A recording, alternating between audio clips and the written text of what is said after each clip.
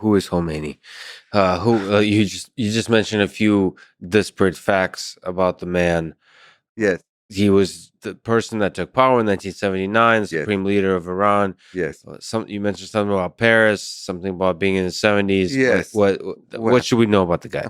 Ayatollah Khomeini, who eventually was known as Imam Khomeini, he was kind of promoted to a even more sublime position. Okay. Can we? Just a million tangents. Ayatollah, Imam. What do these terms mean? Well, Ayatollah means the sign of God. Mm-hmm.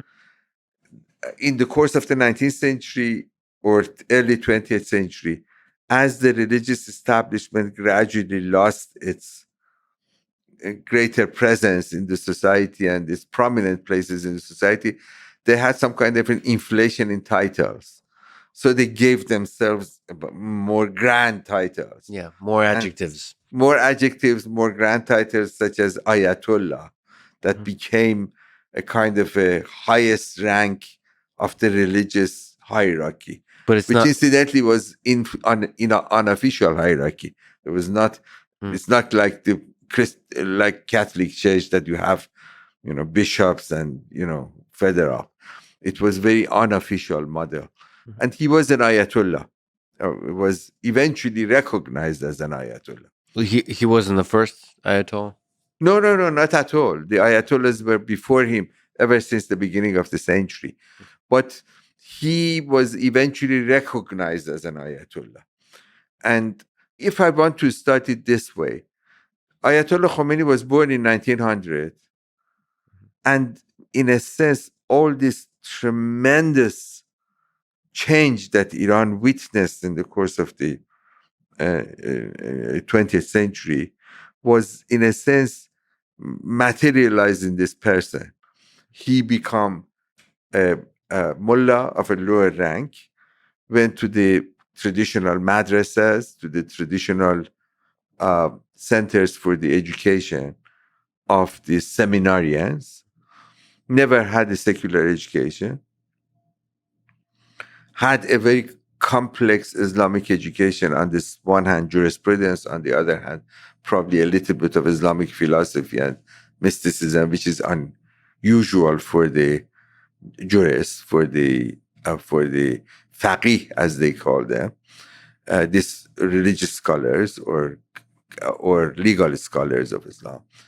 And then he, in the 1960s, when he was residing in Tehran and gradually becoming more important, he became a voice of opposition against the Shah. And the reason for opposition in the early 1960s was the fact that the Shah carried through a series of extensive modernization policies, of which the most important was the land reform. So, in effect, the land distribution that took place in the early 60s removed or weakened greatly that class of landowners from the 19th century. And he, Khomeini, saw himself as a voice of that old class that felt that, actually declared that this land redistribution is un-Islamic. According to the Islamic law, property is honored, and you cannot just, no matter how much and how large are these estates that the landowning class has, the government has no right to redistribute it, even among the peasants, among the people who are tilling the land. So that was a major issue. Shah also gave the right of vote to women. And that also he objected. He says that women should not have a right. Can we just linger on the Islamic law? How firm and clear is the Islamic law that he was representing and embodying? Is this Codified? Codified, yes, No. that's a good term. Yeah. That's another issue. Not only the hierarchy was unofficial and informal, but also Islamic law, particularly Shi'i law, did not have any codified system, because these religious authorities always resisted becoming under a umbrella of a more codified system of Islamic law, because they were outside the state in a sense. Civil law was in the hand of the religious establishment. They had their own courts independent of the state. But other matters of legal matters was in the hand of the government. There was a kind of a de facto division between these two institutions, state versus the religious establishment. Therefore, it was not codified. So he could declare that this is unofficial, illegal, according to the Islamic law, that you would distribute the land to the peasants. And another mujtahid or another religious authority would say, no, it's perfectly fine, because he would have a different reading of the law. Right. So that being in mind, that adds to the complexity of the picture. In the 1963, there was a period of uprising of the supporters of Ayatollah Khomeini. That was a turning point, in a sense, to try to politicize the religious supporters of Ayatollah, who were loyal to Ayatollah Khomeini, and in a sense, all the community of more religiously orientated, against the secular policies of the Shah, and against, of course, the dictatorship of the Shah. So that's where the religious movement became a political party. In 1963 is the first moment. It's a huge uprising, and the government suppressed it. But then suppression would start to build. Of course. And he was sent to exile. He went to Najaf, which is this great center in southern. So became a martyr on top of this. At the martyr, he was probably even forgotten to some extent. But not, it was forgotten for the secular middle class, but not to those supporters of his who were paying him their dues, because in Islam, you would pay dues to religious leaders. There's religious dues and alms that you would pay to the clerical authorities, and they redistribute them among their own students and so forth. So they built actually a network of loyalty based on these donations. And these donations that received by Ayatollah Khomeini was very effectively through his network was distributed, even if he was in exile outside Iran. So the 1977, 1978, when the situation changed and there was a little bit of opening in the political climate, then you saw that Ayatollah Khomeini started sending cassette messages. That was his mean of communication. He was sending cassettes, and cassettes were sent through the country by his network.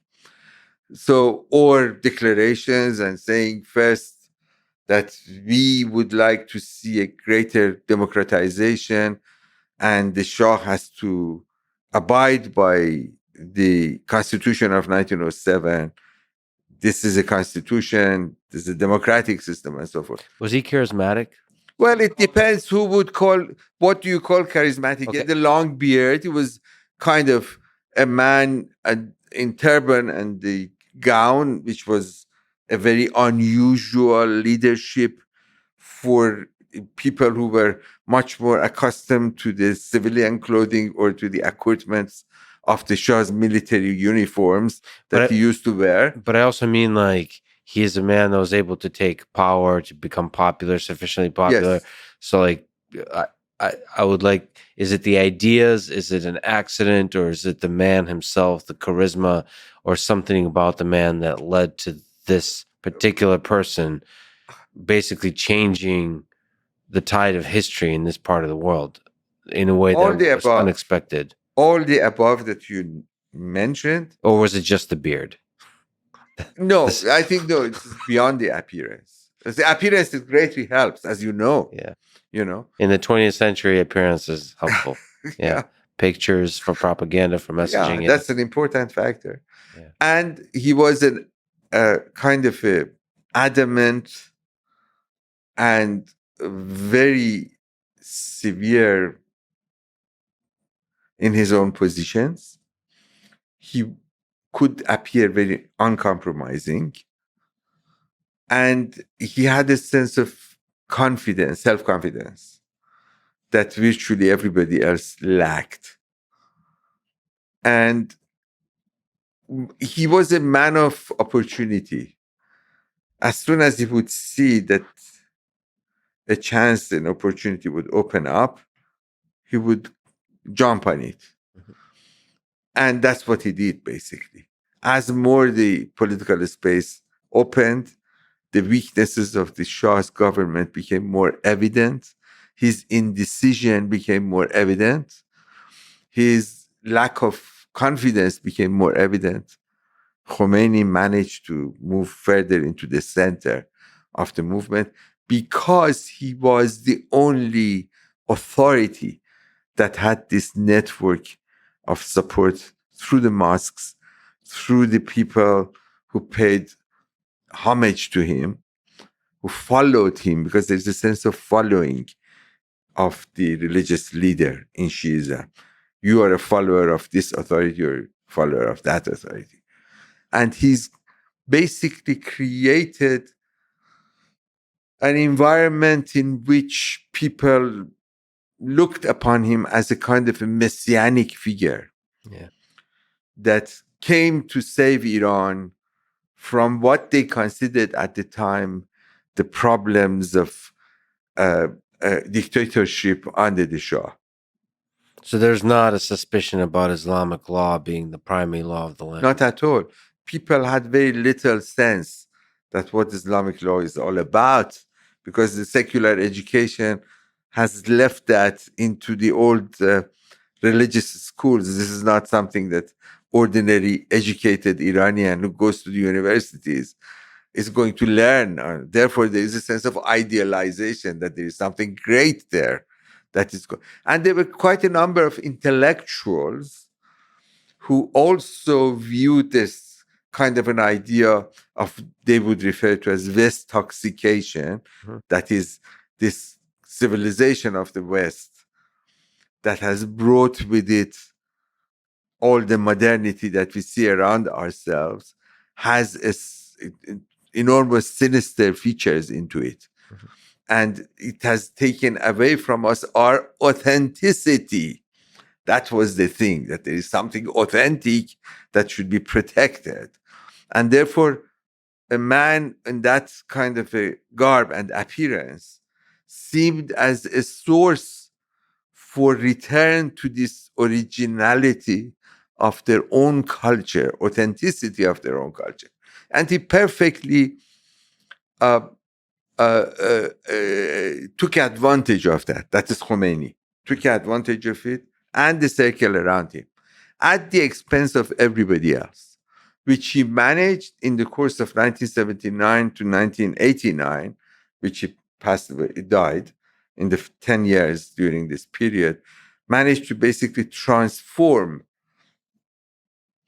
the Iranian society to create institutions of the Islamic Republic, and to acquire himself the position of the guardian jurist. That was something completely new. It didn't ever exist before. As a matter of fact, as you might know, the model of government that a religious establishment takes over the state is unprecedented throughout the course of Iranian history, throughout the course of the Islamic history, I would say. This is the first example, and probably the only example, of a regime, that religious establishment that has always, in the course of Iranian history, ever since, I would say probably at least 16th century, if not earlier, has been always separate from the state and always kind of collaborating with the state with a certain tensions in between the two of them. They were two, basically, as they would call themselves, the two pillars of stability in the society. That situation changed. For the first time, the religious establishment took over the power of the state. And that's at the core of what we see today as a major issue for Iranian society. Because these are basically that old balance between the religion and the state, which was a kind of a de facto separation of the authorities of the two, has been violated. And now you have in power a theocracy, in effect, which of course only in its appearance is theocracy. Deep down, in my opinion, it's a brutal fascist regime that it stays in power, but it has the appearance of religion into it. So this is really the story of the revolution.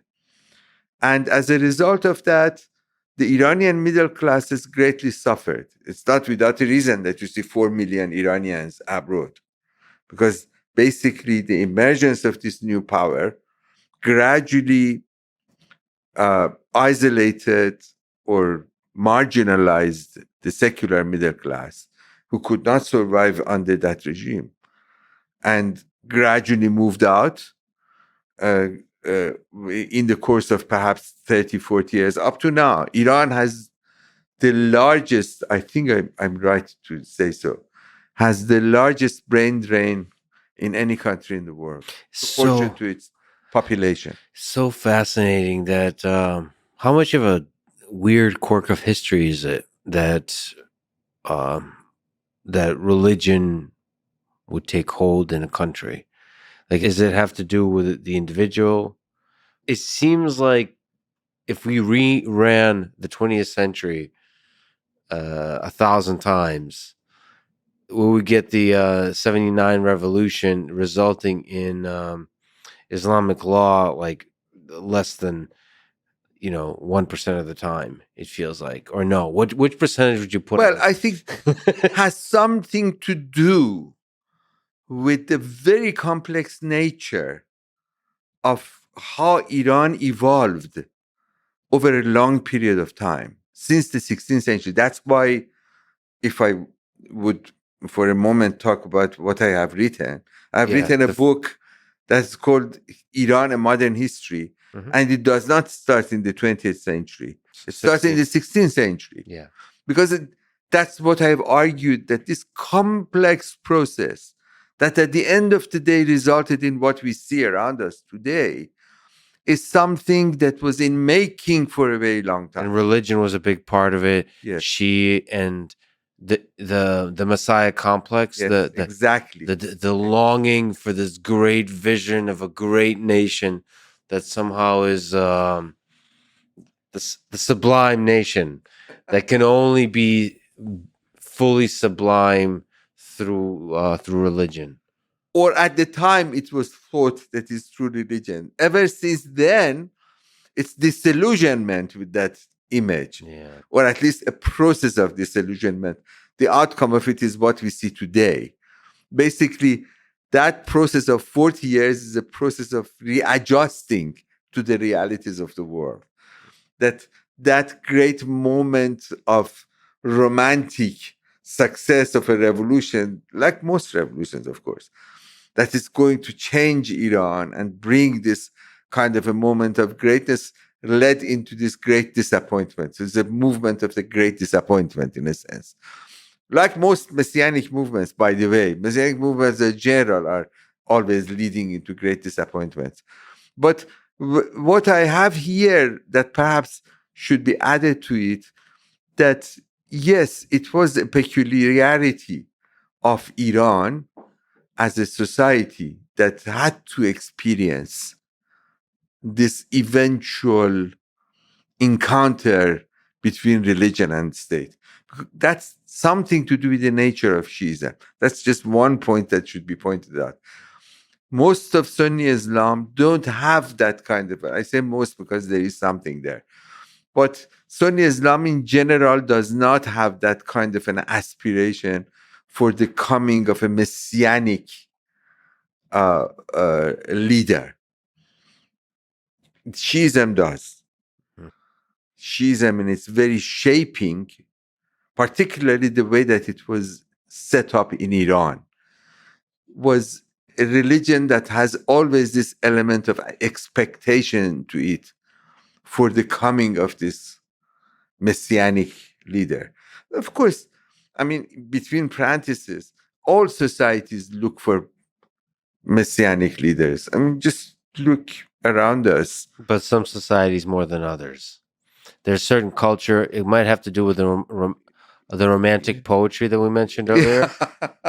I mean, surely, I mean, not to draw too many parallels, but with the Soviet Union, there is romanticism too, and Ah, I mean, I don't know. It does maybe idealism.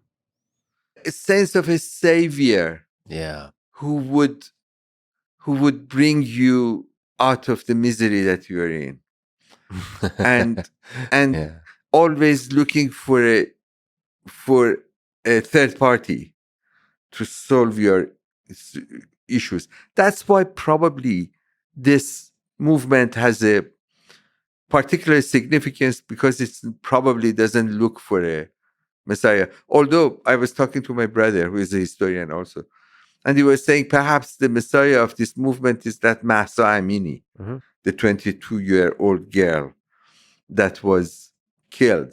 So a martyred messiah Mhm. who is now leading a movement which no longer has that charismatic leadership with it.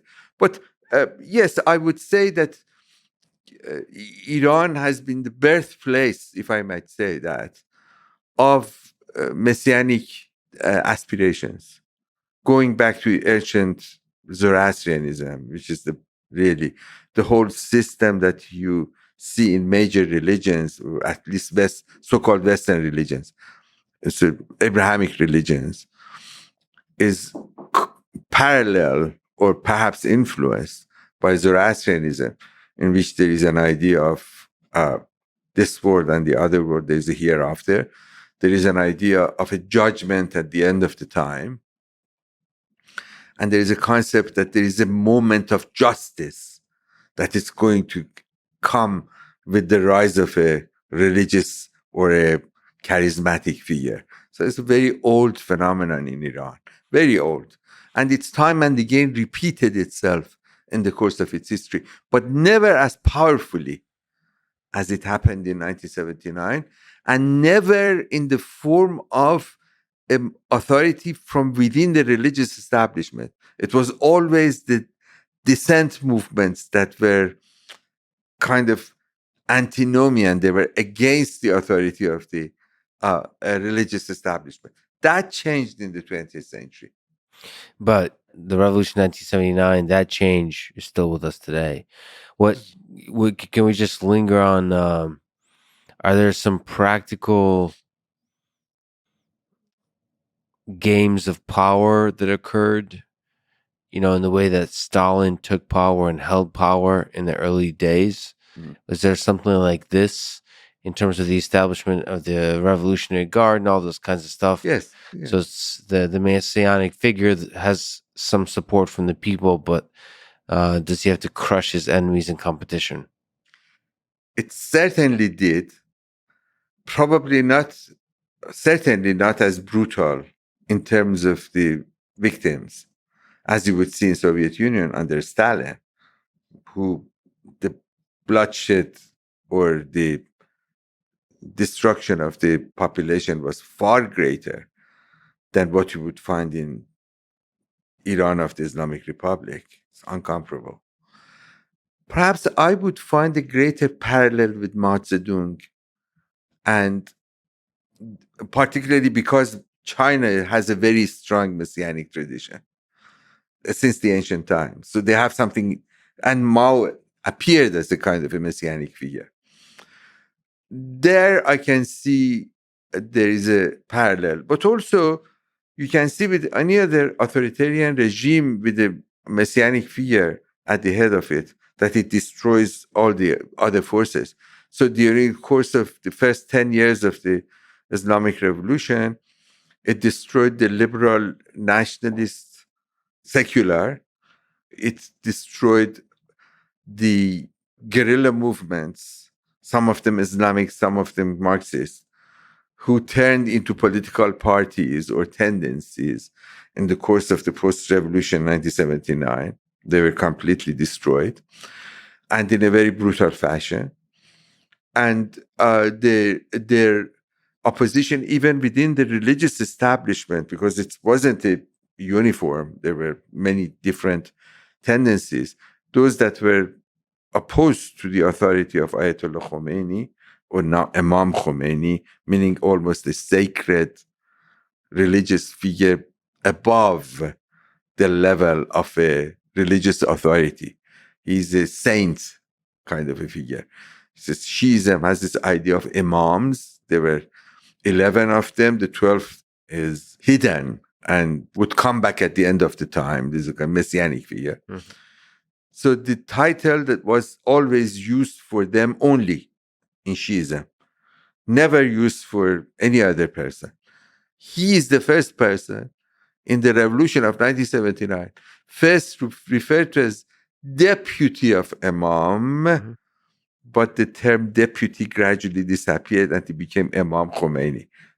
That's his official title. I love human beings so much. It's so beautiful. These titles that we give each other, it's marvelous to observe. You love it because you haven't been under that system. No, I love it in the way. I love it in a very dark fashion, kind of way. It caricatures itself. It's almost funny in its absurdity, if not for the evil that it has led to in human history. But also the fact that it's in fact fulfillment in a kind of completely unintended fashion. Mm-hmm. It's a fulfillment of that idea of a Messiah that they've been waiting for. This Imam, which is in a hidden for 1,000 years, is here and not here. And therefore, Khomeini would have, in effect, fulfilled those anticipations. But beyond that, I just give you one example. I know that you may have other concerns. But when I say elimination, at the end of the Iran-Iraq war, by the direct order of Ayatollah Khomeini, a fatwa that he wrote, a group of prisoners who belonged to a variety of political parties, the left, religious left, majority of them, the left and the Marxist left and the religious left. In a matter of a few weeks, or perhaps a few months, I'm not actually quite sure about the time span, in a series of, these were people who have already been tried and they were given sentences. They were brought back before the summary trials of 3 judges, or more, 3-4 of them. One of them is now the new president of the Islamic Republic, Raisi. And they were given a quick summary sentences, which meant execution. So something between probably 6,000 to 8,000 were executed in a matter of a month or 2 months, something like that. Mostly in Tehran, but also in provinces. And that remained an extraordinary trauma for the families, for those who had these kids they're all young.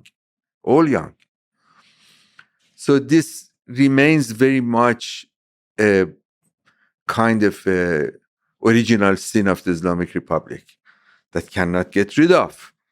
And it's in people's memories. They didn't allow them, even the families, to go and mourn their dead in an official cemetery which they created for them. Now the latest thing is that they put a huge concrete wall around it so nobody would be able to get into it. So these all part of this extraordinary level of level of atrocity, brutality, that you see that the regime who claimed that it comes with the morality of religion and Islam to bring back the justice and be more, in a sense, kind to people, ended up with what it is in the memory of many of the people in Iran. So developing these fascistic tendencies. Very much so. Destroying minorities. Baha'i is one of them.